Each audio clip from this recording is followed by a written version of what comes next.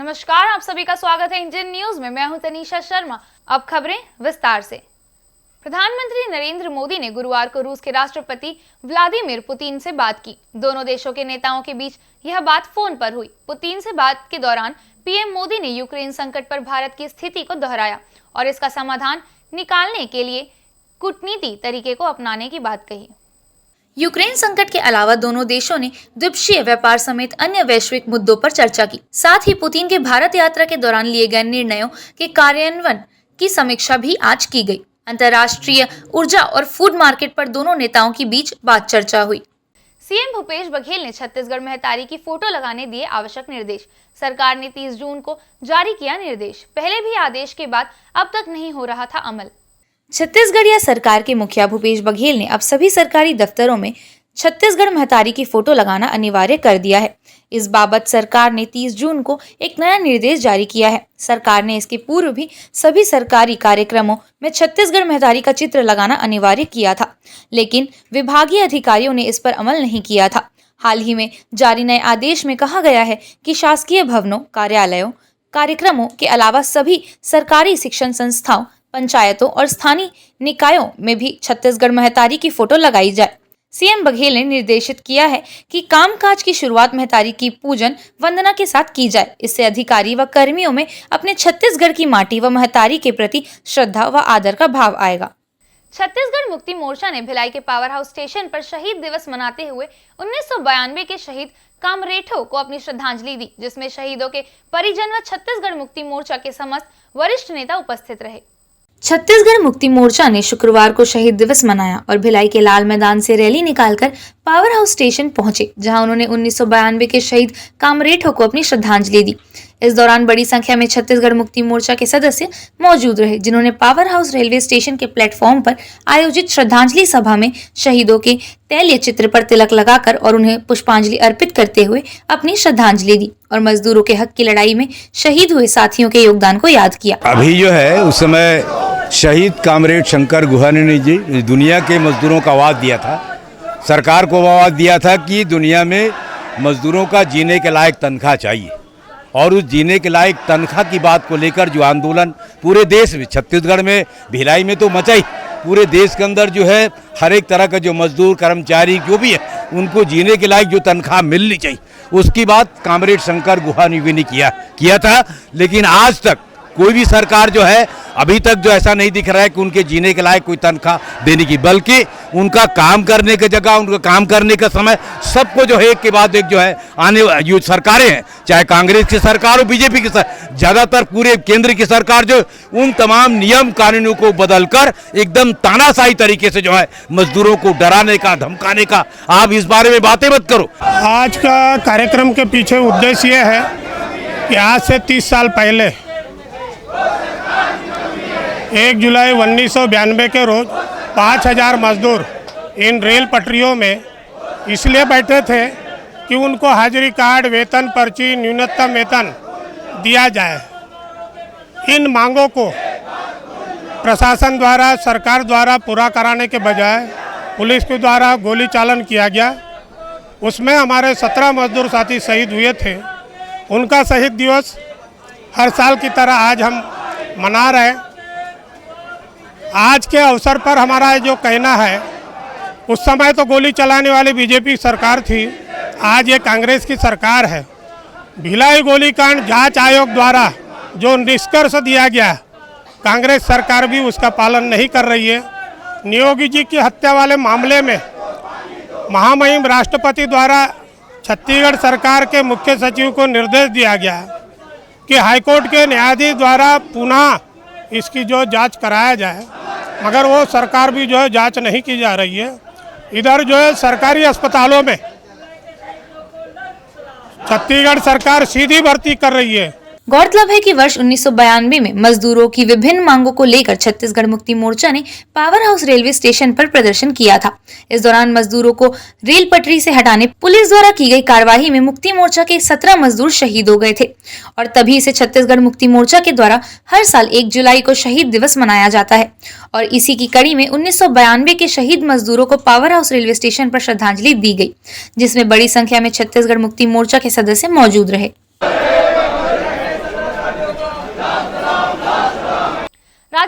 कन्हैया साहू की हुए हत्या का विरोध सरगुजा जिले में भी देखने को मिल रहा है। 2 जुलाई को विश्व हिंदू परिषद के द्वारा सांकेतिक रूप से सरगुजा बंद का आह्वान किया जा रहा है। राजस्थान के उदयपुर में कन्हैया साहू की निर्मम हत्या कर दी गई, जिसके विरोध में राष्ट्रव्यापी बंद के तहत सरगुजा बंद का आह्वान किया जा रहा है। विश्व हिंदू परिषद के प्रदेश उपाध्यक्ष बंसीधर ने इस हत्या की निंदा की और कहा कि समाज के लिए गलत संदेश है, जिसके विरोध में सरगुजा जिले ने बंद का आह्वान किया गया है। देखिए, कल जो हमारा राष्ट्रव्यापी एक बंद का आह्वान किया गया है, इस बंद के आह्वान में जो राजस्थान के उदयपुर में जो घटना हुई, जो ये घटना नहीं बोलेंगे इसको, ये दुष्कृत्य बोलेंगे। ये घटना के नाम से तो कलंकित है, लेकिन ये इन लोगों का जो कृत्य किया है, ये कृत्य हमारे हिंदू समाज ही नहीं, पूरे राष्ट्र के लिए, विश्व के लिए एक बहुत बड़ा गलत संदेश है। और इस संदेश के आधार पे अगर मान लीजिए आज हमारे ऊपर, जो हमारा लोगों के ऊपर जिस तरफ से अत्याचार करेगा, तो ये तो हम तो प्रतिकार कर रहे हैं मात्र, लेकिन ये छोटी सी टिप्पणी के लिए इतनी बड़ी वारदात को अंजाम देना, ये मतलब ये तो हमारा सेकुलरिज्म बोल करके जो हमारा देश में जो कानून व्यवस्था है ना, ये कानून व्यवस्था तो गलत इन्होंने दिशा दे रहा है। आज हमारा हिंदुस्तान का ये लोग नहीं है, ये कराची, पाकिस्तान और विदेशों का लिंक जुड़ा हुआ है।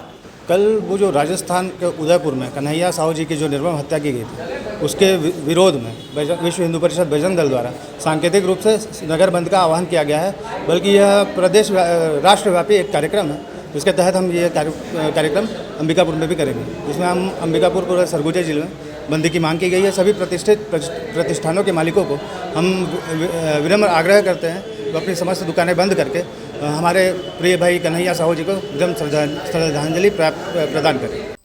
मुख्यमंत्री भूपेश बघेल ने देवेंद्र नगर स्थित श्री नारायण हॉस्पिटल में आयोजित निःशुल्क मेगा ऑर्थोपेडिक एवं स्पाइन सर्जरी तथा 3 दिवसीय स्पाइन एवं ऑर्थोपेडिक कॉन्फ्रेंस का शुभारंभ किया। मुख्यमंत्री बघेल ने चिकित्सा के क्षेत्र में श्री नारायण हॉस्पिटल की राष्ट्रीय व अंतर्राष्ट्रीय उपलब्धियों की सराहना की। इस मौके पर मुंबई, बेंगलुरु सहित अन्य प्रतिष्ठित चिकित्सा संस्थानों से आए विशेषज्ञ चिकित्सकों को स्मृति चिन्ह प्रदान कर सम्मानित किया। कॉन्फ्रेंस की शुरुआत करते हुए उन्होंने कहा कि नारायण हॉस्पिटल द्वारा विगत 11 वर्षों में जरूरतमंद लोगों को विशेषज्ञ चिकित्सकों और अत्याधुनिक संसाधनों के माध्यम से बेहतर स्वास्थ्य सुविधाएं उपलब्ध कराने का सराहनीय कार्य किया गया है।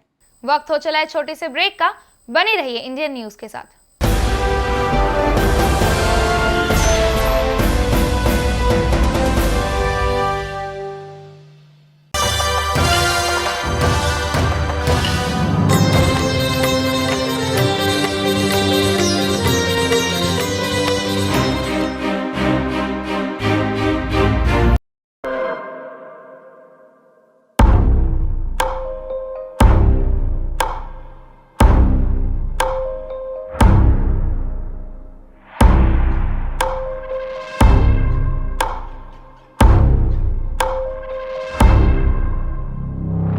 प्रशिक्षण जो रोजगार दिलाए, computer hardware, mobile servicing course, electronical course, electronics course, refrigeration, air conditioning course, छात्रावास की सुविधा।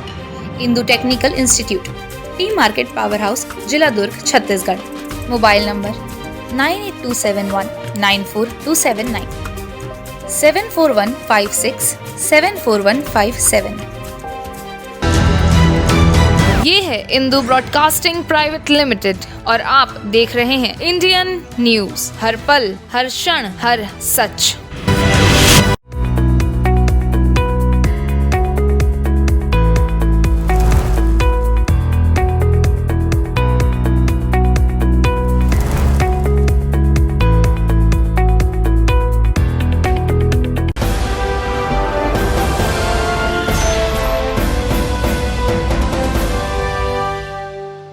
ब्रेक के बाद आप सभी का स्वागत है। भिलाई के इंदु आईटी स्कूल में डॉक्टर्स डे मनाया गया। इस दौरान बच्चों को स्वस्थ रहने के लिए डॉक्टरों ने कई महत्वपूर्ण टिप्स भी दिए।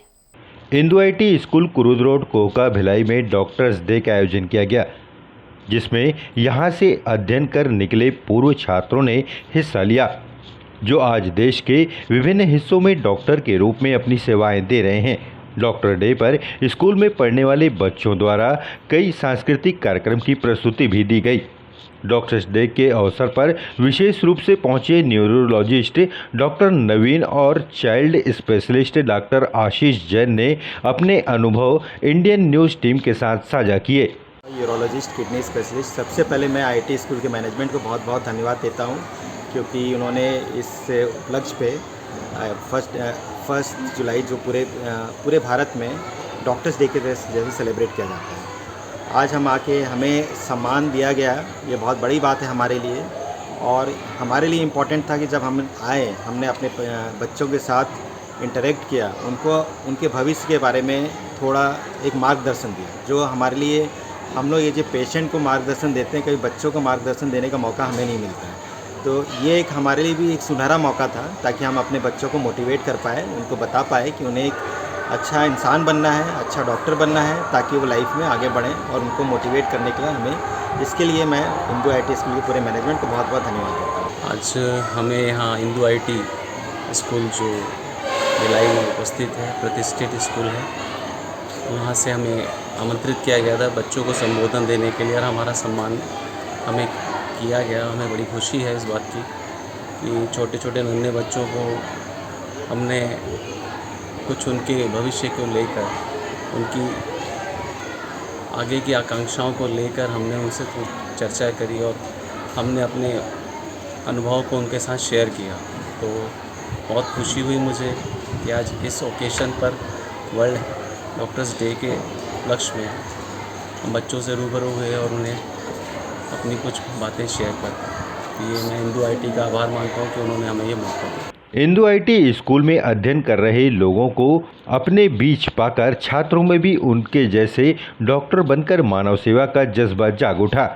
बच्चों को बेहतर शिक्षा के साथ संस्कार प्रदान करने में महत्वपूर्ण भूमिका निभाने वाले इंदू आईटी स्कूल कोहका भिलाई के प्रिंसिपल आलोक कुमार श्रीवास्तव और एक्टिविटी इंचार्ज रश्मि भटनागर ने भी अपनी अपनी प्रतिक्रिया दी।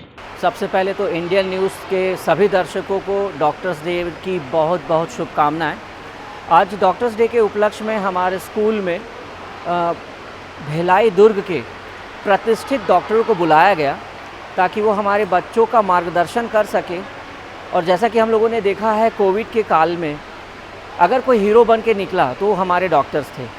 तो ऐसे ही हीरो हम भी अपने स्कूल से पैदा करते रहें। आज की एक विशेष बात हमारे साथ ये भी रही कि एक डॉक्टर अनुरोध खत्री, जो कि हमारे ही स्टूडेंट हैं, हमारे स्कूल से पास आउट हैं, वो भी आज ऐसे गेस्ट हमारे बीच में थे। तो बड़ा अच्छा लगा कि हमारे बच्चे भी आज डॉक्टर इंजीनियर बन गए हैं।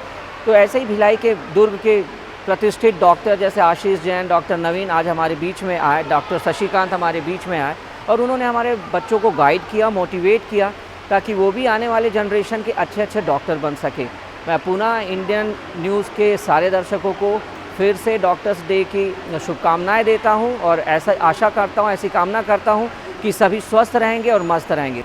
आज इंदू आईटी स्कूल में डॉक्टर्स डे सेलिब्रेशन हुआ, जिसमें हमने डॉक्टर्स को इनवाइट किया और उनकी सर्विसेज को पेंडेमिक टाइम ही नहीं, उन्होंने हमेशा हमारे सोसाइटी को जो सर्विसेज दी हैं वो एक भुलाने लायक नहीं है। जैसे बच्चा एक माँ के साथ जब रहता है, तब भी डॉक्टर्स उसके साथ रहते हैं। और साथ ही हमने आज 1 जुलाई था, तो डॉक्टर्स डे के साथ आज वन महोत्सव भी हमने डॉक्टर्स के साथ एक प्लांटेशन का प्रोग्राम रखा, जिसमें उनके साथ स्कूल में प्लांट्स लगवाए और उनको ऑनर्ड किया। मुख्यमंत्री भूपेश बघेल ने छत्तीसगढ़ की राजधानी रायपुर के गायत्री नगर स्थित जगन्नाथ मंदिर में छेरा फारा की रस्म पूरी कर सोने की झाड़ू से बाहरी लगाकर रथ यात्रा की शुरुआत की।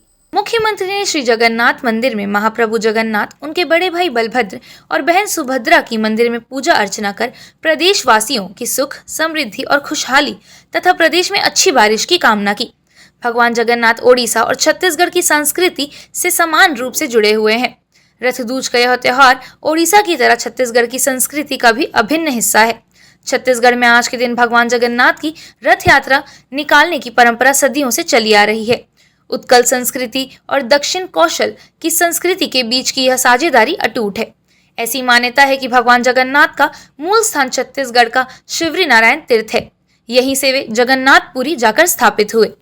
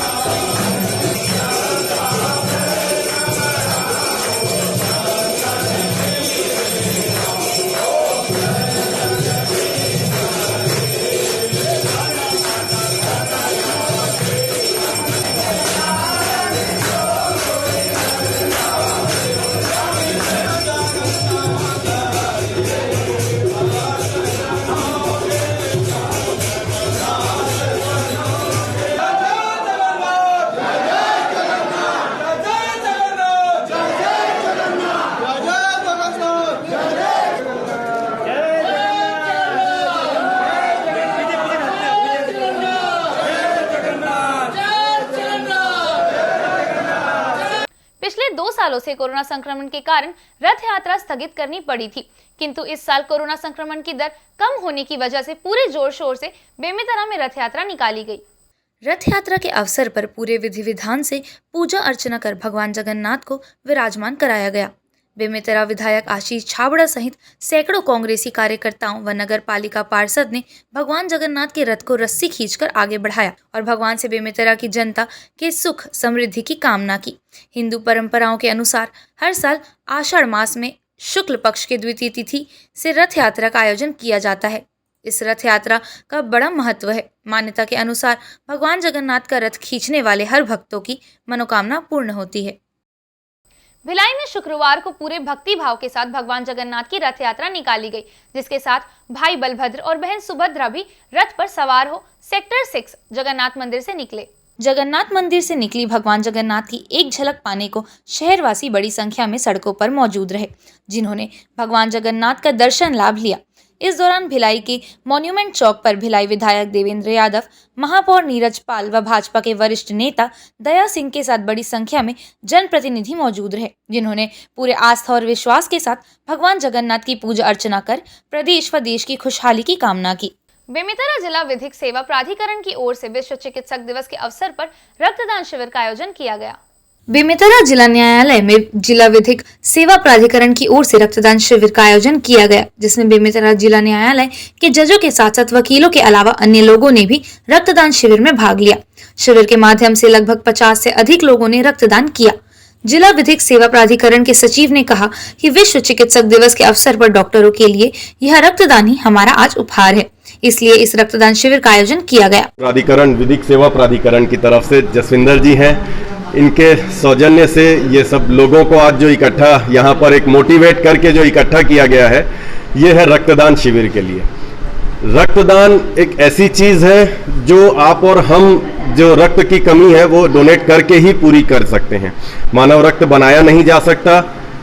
ऐसे कई मरीज हैं, थैलीसीमिया, ब्लड कैंसर, सिकलिंग, जिनको रक्त की कंटिन्यू आवश्यकता पड़ती ही रहती है।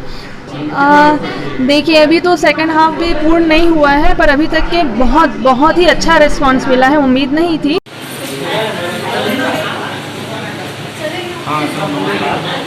वक्त हो चला है छोटे से ब्रेक का, बने रहिए इंडियन न्यूज के साथ।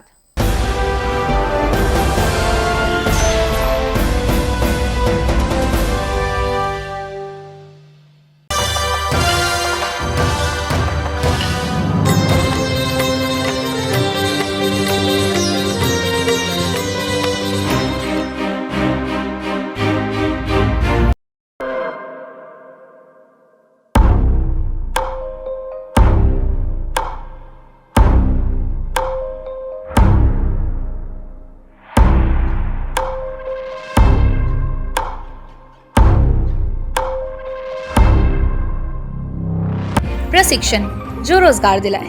Computer hardware, mobile servicing course, electronical course, electronics course, refrigeration, air conditioning course, छात्रावास की सुविधा। Indu technical institute, T market power house, जिला दुर्ग, छत्तीसगढ़। Mobile number 9827194279, 7415674157। ये है इंदू ब्रॉडकास्टिंग प्राइवेट लिमिटेड और आप देख रहे हैं इंडियन न्यूज, हर पल, हर क्षण, हर सच।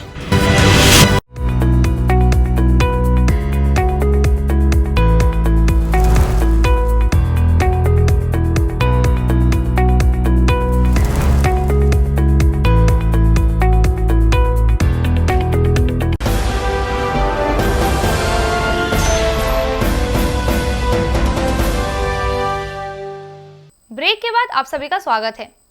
भाजपा प्रत्याशियों के पक्ष में प्रचार प्रसार करने पहुंची मध्य प्रदेश के खंडवा में शिवराज सरकार की मंत्री उषा ठाकुर ने राजस्थान के उदयपुर में हुई घटना को लेकर आरोपियों को सार्वजनिक फांसी दिए जाने की मांग रखी।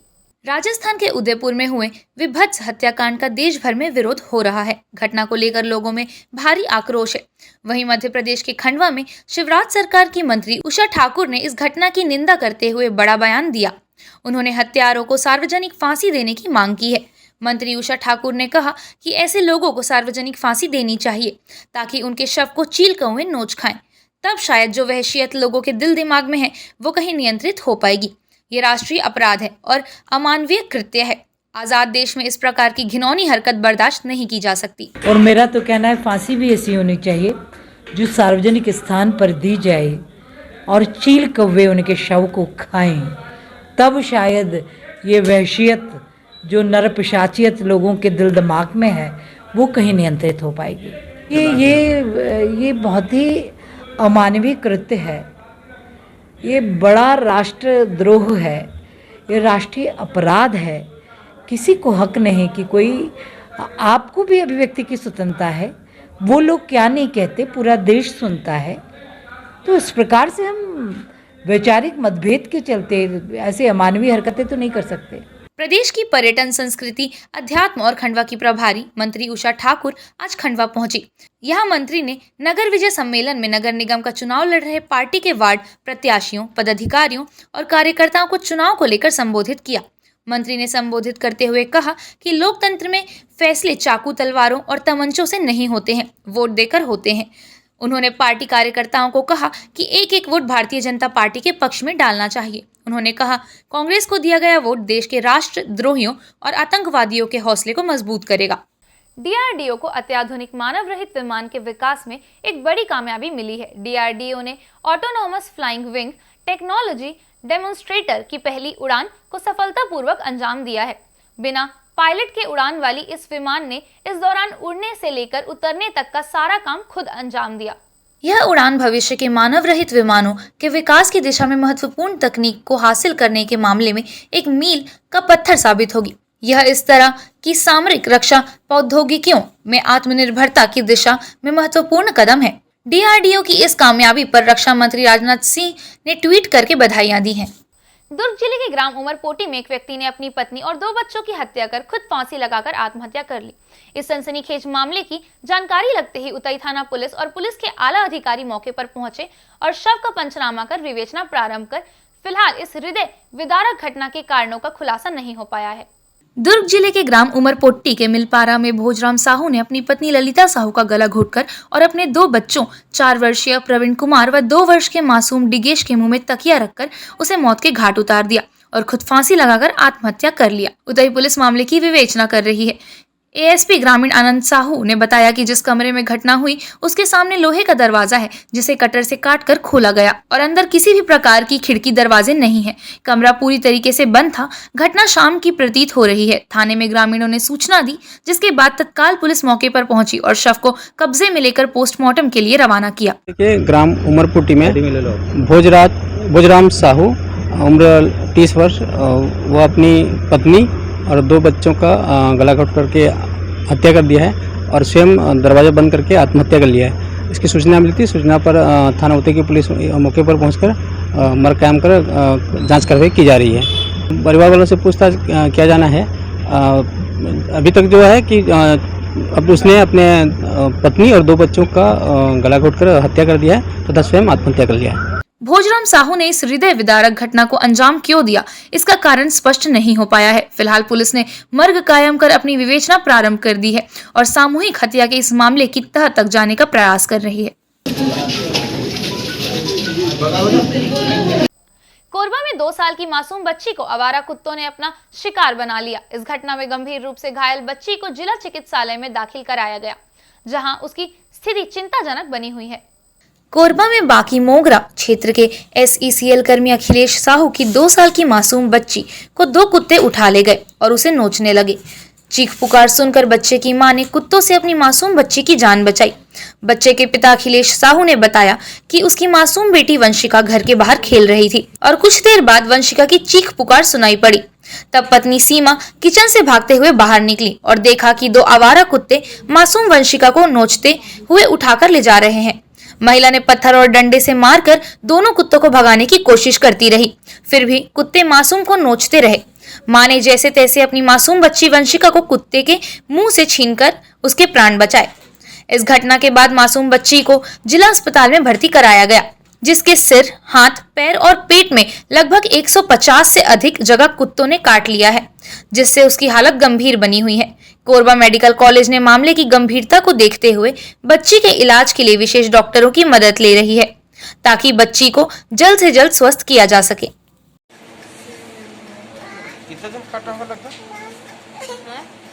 बेमेतरा जिले में मवेशी तस्करी का मामला थमने का नाम नहीं ले रहा। आए दिन यहाँ मवेशी तस्करी के केस सामने आते रहते हैं। बेमेतरा से नवागढ़ मुख्य मार्ग पर तस्कर मवेशियों की तस्करी कर पड़ोसी जिले मुंगेली की ओर जा रहे थे। अंधियार खोर हाई स्कूल पानी टंकी के पास मवेशियों से भरी ट्रक को तस्कर छोड़ भागे। ट्रक चालक भी तुरंत मौके से फरार हो गया। प्रत्यक्षदर्शियों ने बताया कि ट्रक में ठूस कर मवेशियों को भरकर परिवहन किया जा रहा था। बताया जा रहा है कि इसमें लगभग सैकड़ों मवेशियों के पैरों व मुंह को बर्बरता पूर्वक बांधकर बूचड़ खाना ले जाया जा रहा था। ट्रक में छिपकर ले जा रहे लगभग 40 से ज्यादा मवेशियों की मौत हो गई थी। वहीं कई मवेशी अधमरा हो गए थे। आशंका जताई जा रही है कि पुलिस और गौपालकों को इसकी भनक लगने पर तस्कर मवेशियों को छोड़ भागे। लावारिस हालत में ट्रक में मवेशियों के पाए जाने को देखकर ग्रामीण की भीड़ उमड़ पड़ी। गौपालकों व रक्षकों ने मवेशियों के लिए तुरंत चारा की व्यवस्था की व उनका समुचित उपचार कराया। पुलिस ट्रक मालिक व तस्करों की पतासाजी में जुटी है। आज की खबरों में फिलहाल इतना ही। हम फिर मिलेंगे आपसे हर पल, हर क्षण, हर सच के साथ। नमस्कार।